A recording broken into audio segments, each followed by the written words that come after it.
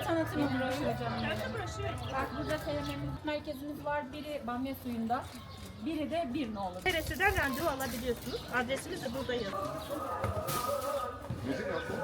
Sütün önemi ve emzirmenin nasıl olduğunu, bazı bebeklerde biliyorsunuz meme reklamlarımıza hizmet veriyoruz. Nasıl hizmetler veriyoruz? Merhabalar, ben uzman doktor Kübra Küçük, aile hekimliği uzmanıyım. Haliliye 3 Nolu Beykapısı Aile Sağlığı Merkezi'nde hizmet vermekteyim. Bugün Haliliye İlçe Sağlık Müdürlüğü ve Sağlıklı Hayat Merkezi ile birlikte gelen hastalarımıza burada obezite taramaları yapıyoruz. Kilolarını, boylarını ölçerek gerekirse diyetisyen desteği sağlıyoruz. Aynı zamanda psikolog desteği veriyoruz. Yine müdürlüğümüzle birlikte bu tarz etkinliklerin devam edeceğini söylemek isterim. Hastalarımızı Sağlıklı Hayat Merkezi'ne bekliyoruz.